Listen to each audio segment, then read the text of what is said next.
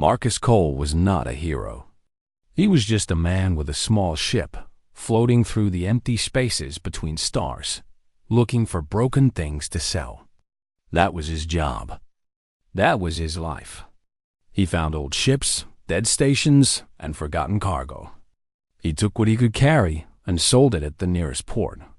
It was not exciting work, but it kept him alive. He had been alone in space for 3 months when his computer made a sound. A distress signal. Someone was calling for help. Marcus looked at the screen and frowned. The signal came from deep inside an asteroid field. Going there was dangerous. The rocks were thick and fast. One wrong move and his ship would become another piece of floating junk. He should ignore it.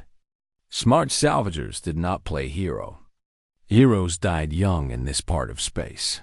But something made him turn his ship toward the signal. Maybe he was bored.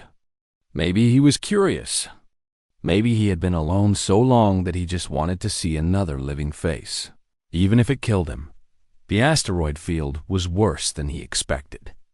Rocks the size of buildings tumbled through the darkness.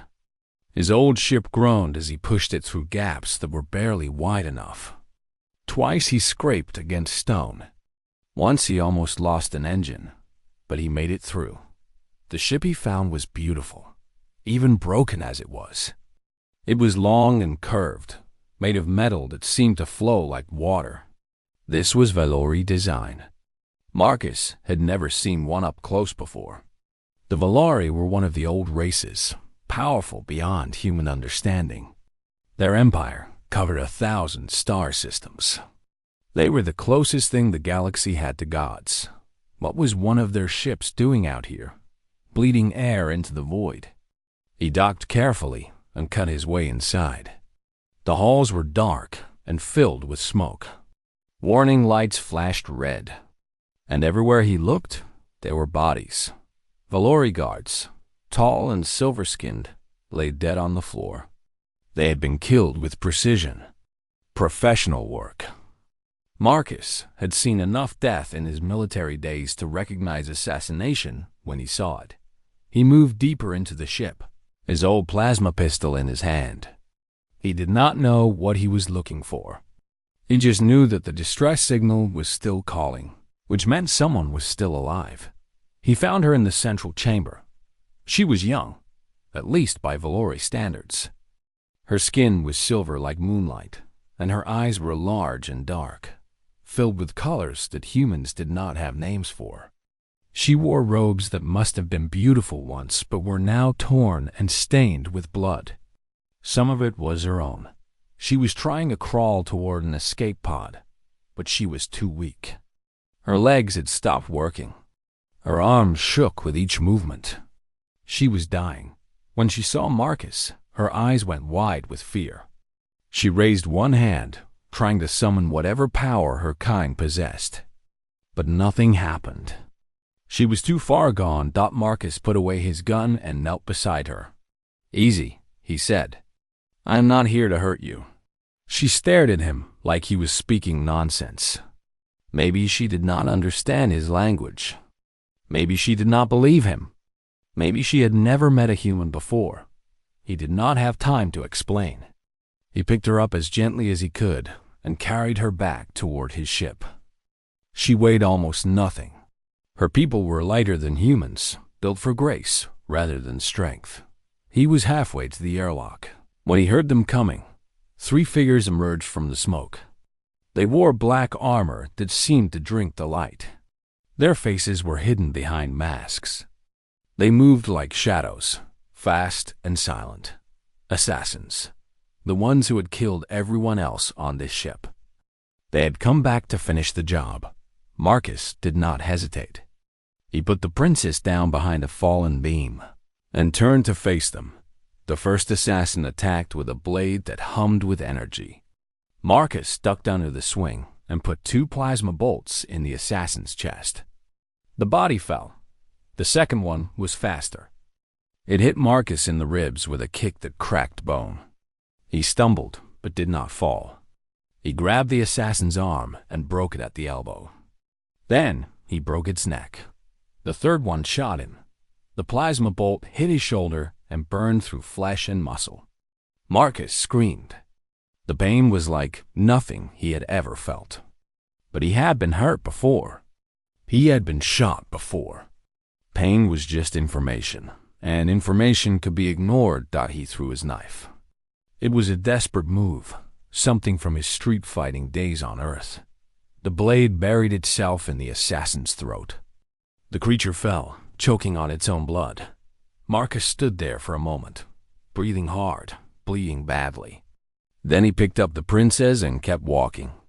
Getting back to his ship was a blur of pain and determination. Getting away from the asteroid field was worse. He flew with one hand while the other pressed a bandage against his wound.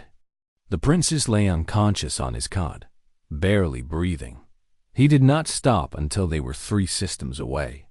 Then he collapsed. When he woke, his shoulder was on fire and his ship smelled like blood. But he was alive. And so was she. He spent the next week taking care of her. He cleaned her wounds with supplies meant for human bodies and hoped they would work.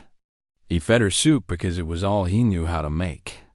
He talked to her even though she did not respond, because the silence was too heavy. On the 8th day, she opened her eyes. She looked around his small ship, at the cramped walls and the flickering lights, and the human sitting beside her with bandages wrapped around his shoulder. She did not seem to understand what she was seeing. "Where am I?"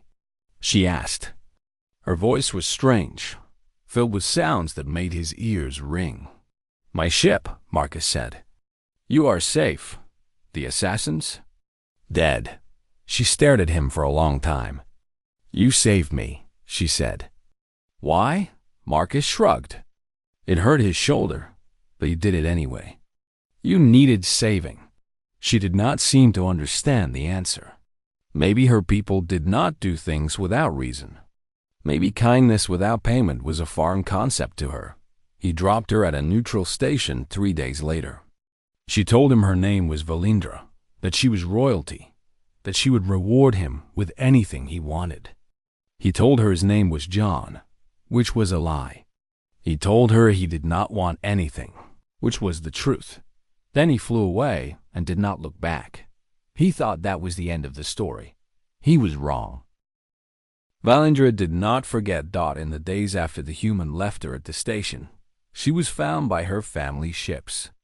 They took her home to the heart of the Valori Empire, to a palace that floated among the stars. Doctors healed her body. Advisors told her she was lucky to be alive. Her father, the emperor, held her hand and promised that the ones who had tried to kill her would pay. But through all of it, Valindra thought only of the human Dot. She had been 17th in line for the throne. Not important enough to protect properly, but important enough to kill. The attack had been planned by a rival noble house, one that wanted her family's power.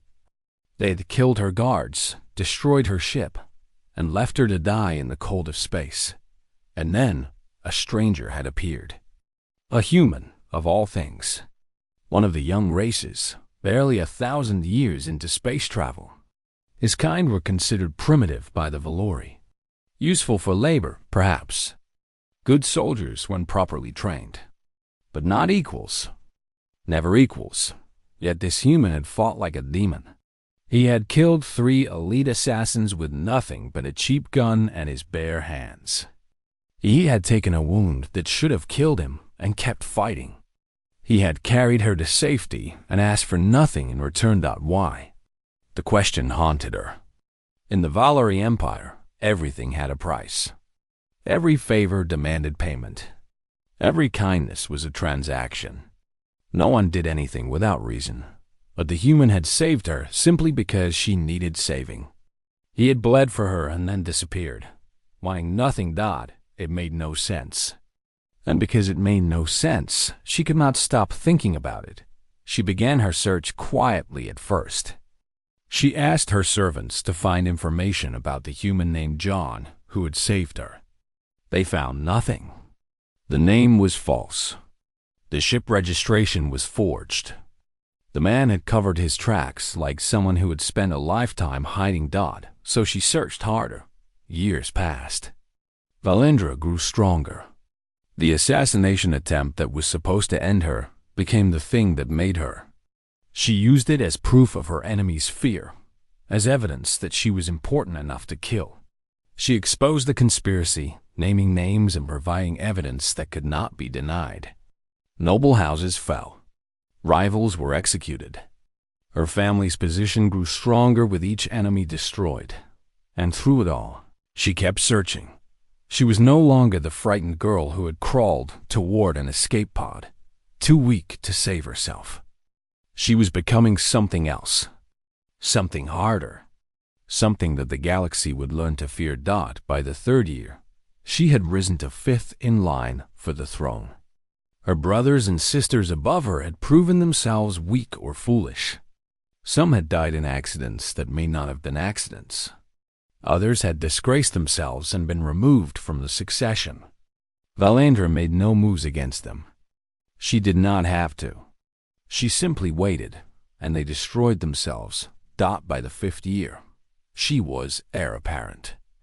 The crown princess, second only to her father in the power she wielded. Her advisors begged her to marry. Noble houses from across the empire sent their finest sons and daughters to court her. They offered alliances, wealth, military support. Some of them were beautiful. Some were powerful. All of them wanted something from her. She rejected them all. "Why do you refuse?" her father asked. "You need an heir. The empire needs stability." "I am waiting," she said. "For what?" She did not answer.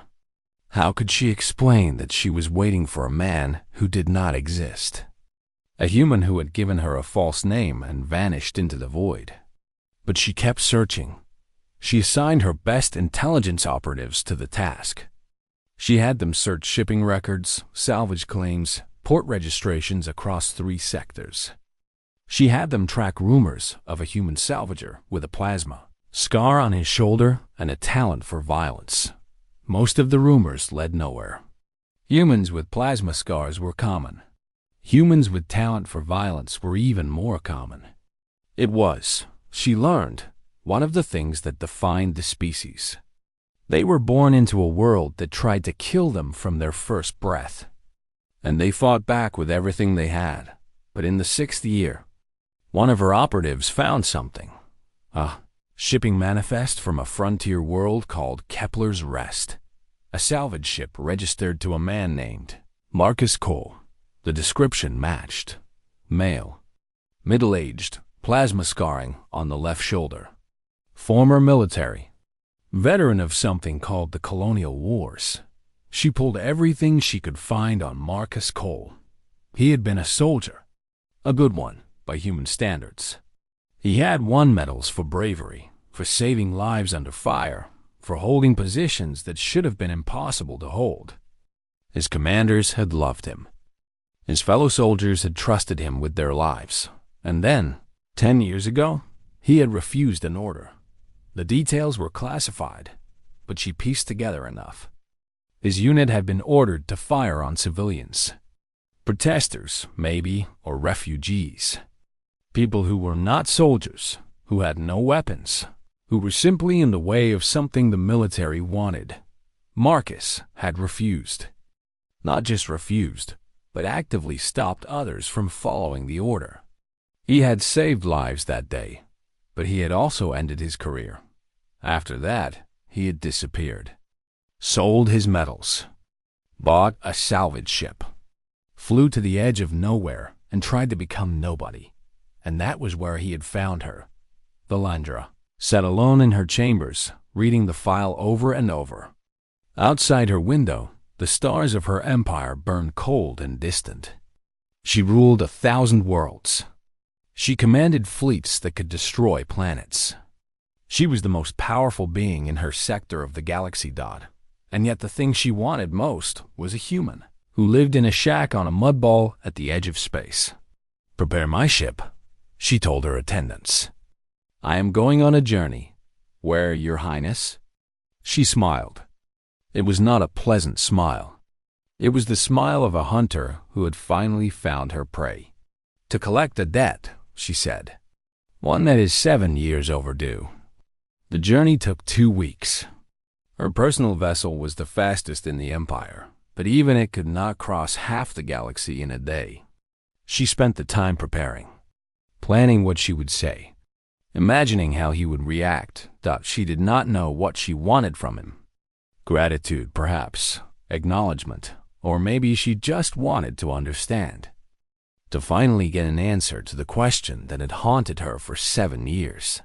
Why did you save me? As her ship entered the Kepler system, she felt something she had not felt in a long time. Uncertainty. She had faced assassins and politicians, wars and conspiracies. She had never been afraid. But now, approaching the world where a human salvager lived his quiet life, she felt her hands shake. What if he did not remember her? What if he did not care? What if the moment that had defined her life had meant nothing to him? There was only one way to find out. "Begin landing procedures," she commanded.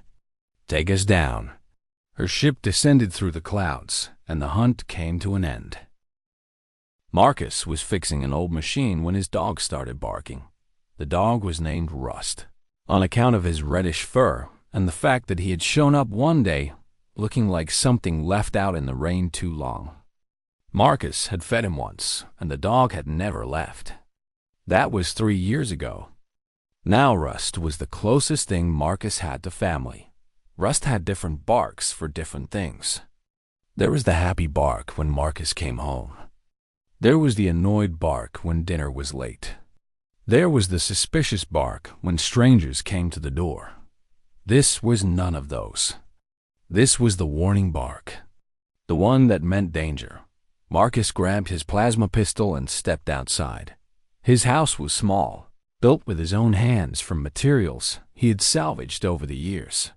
It sat on a patch of land at the edge of a farming settlement, far from the main town, far from anyone who might ask questions about his past. He had a workshop where he fixed things for his neighbors. He had a garden where he grew vegetables. He had a simple life, and he liked it that way. The ship coming down from the sky was going to change all of that. It was enormous. Bigger than anything that had ever landed on Kepler's rest. Bigger than most space stations. It was made of flowing silver metal that caught the sunlight and threw it back in colors that hurt to look at. Valori design. Royal Valori design. If the symbols on the hull meant what he thought they meant, the ship landed in his field. His crops, which he had spent months growing, were crushed flat under its weight. The ground shook. The air filled with the smell of burning atmosphere and exotic fuels. Rust stopped barking and hid behind Marcus's legs. "Yeah," Marcus said. "I feel the same way." A ramp lowered from the ship's belly. Guards came first, dozens of them, wearing armor that probably cost more than his entire planet. They formed perfect lines, creating a path from the ship to where Marcus stood. Their weapons were works of art, beautiful and deadly. Then came the attendants. They rolled out carpets on the dirt. They set up devices that projected shade and filtered the air. They prepared everything as if a god was about to walk among mortals, and then she appeared. Marcus recognized her immediately, even though 7 years had changed her. The frightened girl who had crawled through her dying ship was gone. In her place was a woman of terrible beauty, wrapped in robes that seemed to be made of captured starlight. Her silver skin glowed. Her eyes held the weight of worlds, but it was still her. He could see it in the way she moved, in the set of her jaw, in the way her eyes found his across the distance and locked on. She walked toward him. Her guards watched nervously. Her attendants held their breath. The most powerful woman in 1,000 star.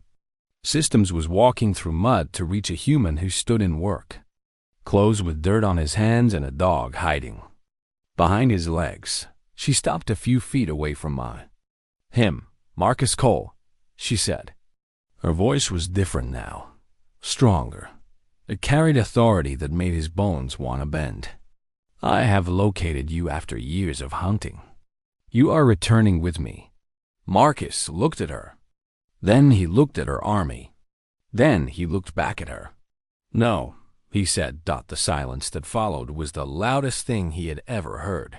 Her guards shifted, hands moving toward weapons. Her attendants stared with open mouths. No one said no to the Crown Princess. No one had said no to the Crown Princess in living memory.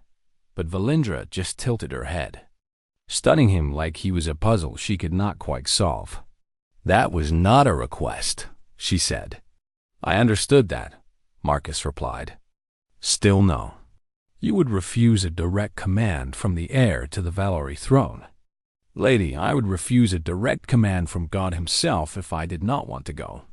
She should have been angry. She should have ordered her guards to take him by force.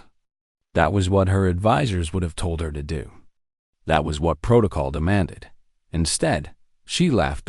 It was a small laugh, barely more than a breath, but it cracked something in her perfect royal mask. For just a moment, she looked young again. She looked like the girl he had saved. "You have not changed," she said. "Neither have you. You just got better at hiding it." Her eyes widened slightly at that. Then she nodded, as if he had passed some kind of test. "Walk with me," she said. It was not quite a command, but it was not quite a request either. Marcus looked at his ruined field, at the army occupying his land, at the ship that was probably visible from space. Then he sighed and started walking. They walked away from the guards and attendants, out toward the edge of his property, where a small stream ran through rocks worn smooth by time. Rust followed at a distance, still nervous, but unwilling to let his human out of sight. "You gave me a false name," Valindra said. "I give everyone a false name." "Why?" "Because my real name brings trouble. People hear Marcus Cole and they think soldier. They think hero. They think someone who can solve their problems. I'm none of those things. Not anymore. You were those things when you saved me." He stopped walking and turned to face her. "I was a man with a gun who stumbled into a mess. I did what anyone would have done." "No," she said. "You did what no one would have done. I've spent 7 years in the courts of power, surrounded by the greatest minds of my empire. I've met generals and philosophers and saints. Not one of them would have done what you did. Not one of them would have risked their life for a stranger without expecting something in return. Then your empire is full of fools." "Yes," she agreed. "It is. That is why I need you." Marcus stared at her. "You came all this way, spent 7 years searching because you need me? I came all this way because I could not stop thinking about you. Because the memory of what you did changed something inside me. Because in a galaxy of lies and schemes, you were the only true thing I have ever found." Her words hung in the air between them. Marcus did not know what to say. He had spent years running from exactly this kind of attention. He had built his entire life around being forgotten.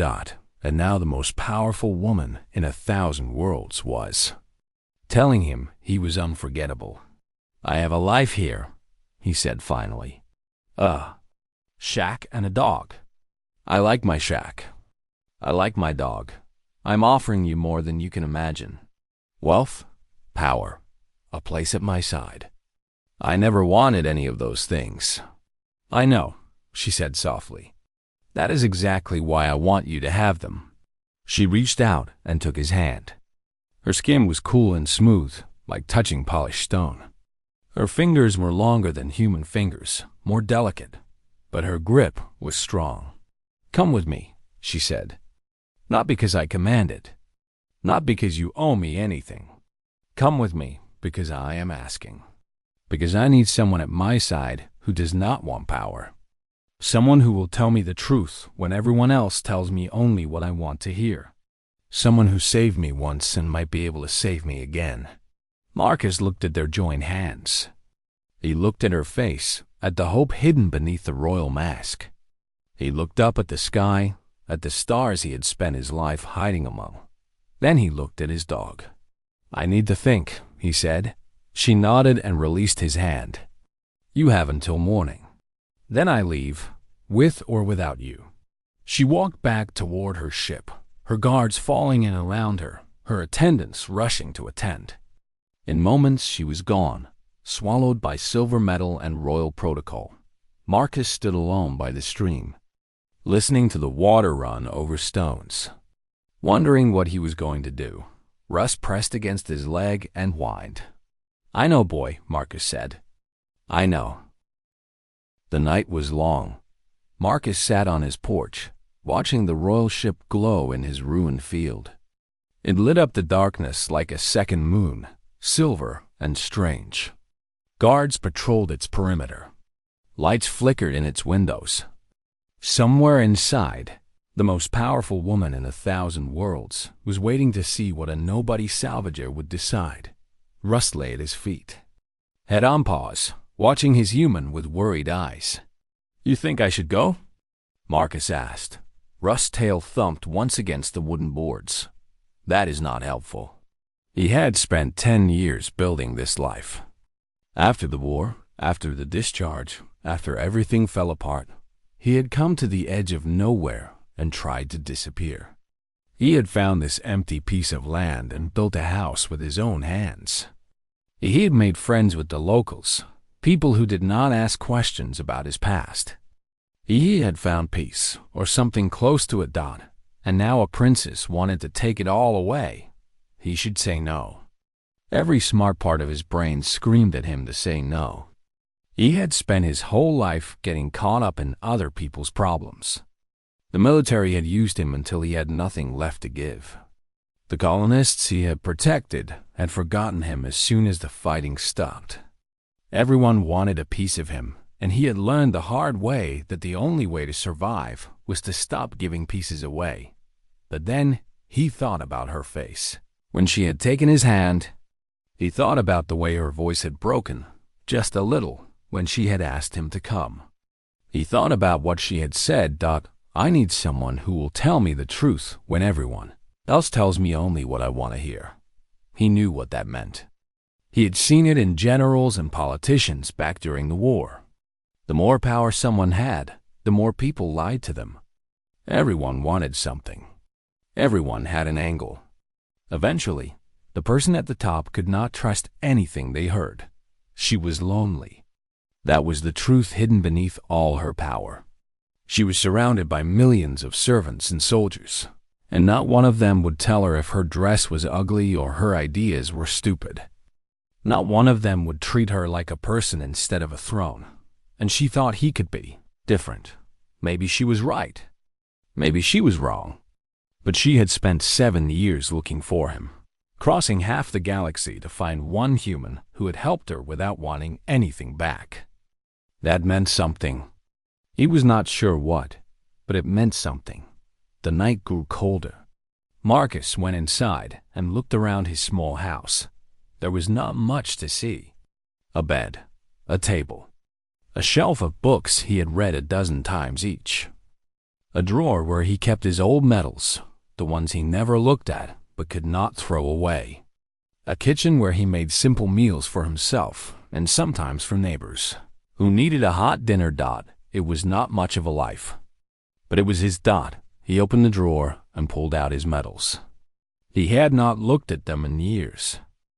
They felt heavier than he remembered. Each one represented something he had done, some moment when he had been more than just a man with a gun. Bravery under fire, lives saved, positions held against impossible odds. He had been proud of them once, before he learned what the military really wanted from him, before he was ordered to kill people who had done nothing wrong, before he realized that all his bravery and sacrifice was just being used to make rich people richer. That was why he had refused. That was why he had thrown away his career. Because he could not be a weapon anymore. He could not be pointed at innocent people and told to fire. But this was different. Valindra was not asking him to kill anyone. She was asking him to stand beside her, To be honest, to be human in a place where humanity was rare. Could he do that? He thought about the galaxy he had seen during his salvage runs. The Valori Empire was vast, older than human civilization, powerful beyond measure. It had lasted for thousands of years because it was efficient, cold, calculating. Everything had a price. Everyone could be bought. If he went with her, he would be walking into that world. He would be surrounded by aliens who saw humans as barely more than animals. He would be tested and judged and probably found wanting, but he would also be showing them something they had never seen before. A human who could not be bought. A human who did what was right simply because it was right. A human who treated a princess like a person. Maybe that was worth something. Maybe it could change things, even just a little. Or maybe he was fooling himself. Maybe he was just a lonely old man who was tired of talking to his dog. The sun began to rise. Pink and gold light spread across the sky, painting the alien ship in colors it was never meant to wear. Marcus watched through his window, the metal still heavy in his hands. He thought about the girl he had saved 7 years ago. The fear in her eyes, the blood on her robes, the way she had asked him why he helped her. Like the concept of kindness was foreign to her entire species. You needed saving, he had told her. She still needed saving. Not from assassins this time. From herself. From her empire. From the loneliness that came with power. He was not sure he could save her. He was not sure he could save anyone. But he knew one thing for certain. If he stayed here, in his safe little life, he would always wonder. He would always think about her, alone at the top of the galaxy, surrounded by people who only wanted her power. He would always regret not trying. Marcus put the medals back in the drawer and closed it. Then he packed a small bag with the few things he cared about. Some clothes. Some books. A picture of his mother that he had carried through 2 wars. Rust watched him with his head tilted. "Come on, boy," Marcus said. "We are going on a trip." The dog's tail started wagging. They walked out together into the dawn. The royal ship loomed ahead, its ramp already lowering as if it had been watching him all night. Guards snapped to attention. Attendants rushed to prepare. Valandra appeared at the top of the ramp. She was dressed differently now, in simpler robes, without the elaborate jewelry and ornaments of the day before. She looked almost normal. Almost human. She watched him approach without speaking. Her face gave nothing away. "I have conditions," Marcus said when he reached the bottom of the ramp. "Name them." "I am not bowing to anyone. Not you, not your father, not any of your nobles or lords or whatever you call them." "Agreed. I am not wearing fancy clothes. I will dress like a human, not like some kind of performing animal. We will discuss the wardrobe later, and I am bringing my dog." She looked at Rust. Rust looked back at her and wagged his tail. A smile spread across her face.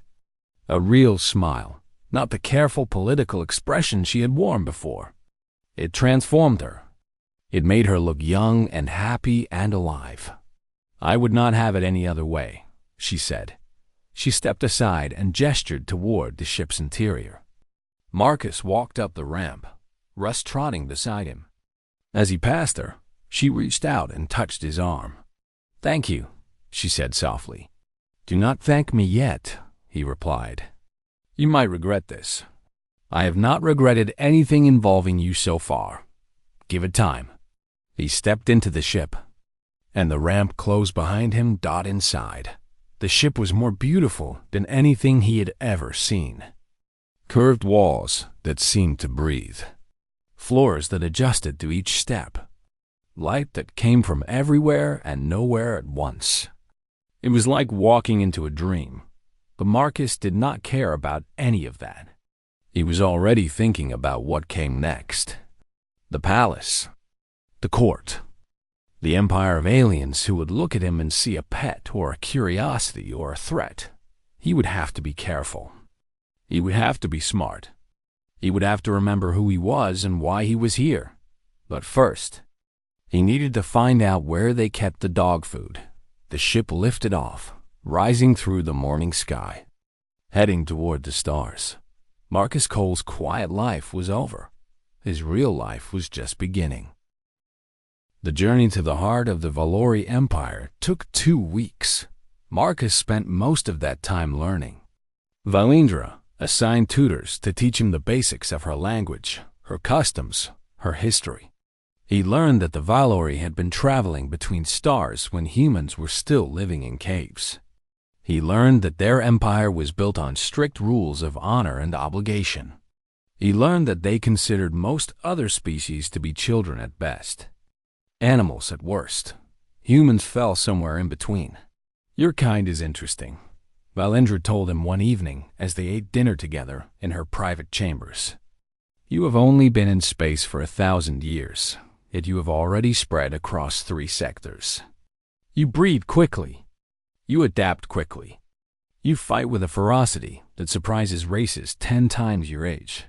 Is that why your people look down on us?" Marcus asked. "Partly, but mostly it is because you are unpredictable. We cannot model your behavior. We cannot calculate your responses. You do things that make no logical sense. Like saving wounded princesses for no reward?" She smiled at that. "Yes, like that." They were comfortable with each other now. The formal distance of the first day had melted away, replaced by something warmer. She asked him about his life, about Earth, about the wars he had fought. He told her stories that he had never told anyone else, about friends he had lost, about orders he had refused, about the guilt he still carried for all the people he could not save. She listened without judgment. When he finished, she reached across the table and took his hand. "You are a good man, Marcus Cole," she said. "Better than anyone I have ever met." "I am just a man," he replied. "No better or worse than any other. That is exactly what makes you good. You do not think you are special. You do not expect praise for doing what is right. You simply do it, and then you walk away. Is that so unusual in your empire? You have no idea." The ship dropped out of faster-than-light travel on the 15th day. Through the viewing windows, Marcus got his first look at the heart of the Valori Empire. It was not a planet. It was a structure, a vast ring that circled a dying star, harvesting its last light. 1,000,000 ships moved around it like insects around a hive. Lights flickered across its surface in patterns that hurt to look at. It was the most impressive thing Marcus had ever seen. "The Eternal Throne," Valindra said, standing beside him. "Home of my family for 10,000 years. Seat of power for 1,000 worlds. And, you want to bring a human salvager to live. There, yes. Your people are going to hate. That, probably. They are going to try to get rid of.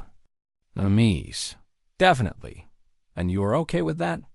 She turned to face him. "Marcus, I am bringing you here because my people need to be challenged. They have grown old and comfortable.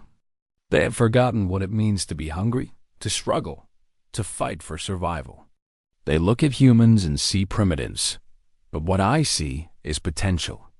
Raw, dangerous, beautiful potential. You think I can teach them that? I think you already have. You taught me, 7 years ago, when you showed me that kindness could exist without calculation. I want you to teach others the same lesson." The ship docked at a private port reserved for the royal family. Guards formed around them as they walked through corridors of polished metal and living light. Every alien they passed stopped to stare. Word had already spread. The Crown Princess had returned from her mysterious journey with a human at her side. Marcus kept his back straight and his eyes forward. Rust walked beside him, panting happily, completely unaware that he was now the most famous dog in 1,000. Star systems dot the throne room was vast enough to hold a small city. Columns rose toward a ceiling lost in artificial clouds. Light fell in beams from openings that might have been windows or might have been something else entirely. Thousands of Valerie nobles lined the walls, their silver skin glowing in the strange light dot at the far end of the room. On a throne carved from a single piece of crystal sat the Emperor. He was ancient. Marcus could see that even from a distance. His skin had faded from silver to gray. His eyes had lost their inner light. But when he spoke, his voice filled the entire room. "Daughter, you have been away for a long time. I had something important to find, Father, and is this it?" His eyes moved to Marcus. "A human?" The word hung in the air like an insult. Around the room, nobles whispered and laughed. This was a joke to them. A primitive animal brought before the throne like a curiosity. But Marcus had faced worse. He had stood before generals who wanted to court-martial him. He had faced armies who wanted to kill him. One old alien on a fancy chair did not scare him. "Your Majesty," he said, bowing his head slightly. It was not a full bow, not the prostration that protocol demanded, but it was acknowledgement. Respect without submission. The Emperor's eyes narrowed. "He does not kneel. He kneels to no one," Valendra said. "That is why I chose him. You chose poorly. He is beneath you. Beneath this court. Beneath notice. He saved my life 7 years ago. He killed 3 elite assassins with nothing but a pistol and his bare hands. He took a wound that would have killed any of your guards and kept fighting. He asked for nothing in return. Can any of your nobles claim the same?" Silence fell. The nobles stopped laughing. Even the Emperor seemed taken aback. "He did this?" He asked. "I would not be standing here if not for him. I would be dead in the void, and this empire would have lost its heir. He gave me back to you, Father. I think the least we can do is give him a home." The Emperor studied Marcus for a long moment. Then, slowly, he nodded. "Very well. The human may stay, but he will be watched. He will be tested. And if he proves unworthy, he will be removed. That is all I ask," Valendra said. The audience ended. Valendra led Marcus out of the throne room, through winding corridors, to a suite of rooms that would be his new home.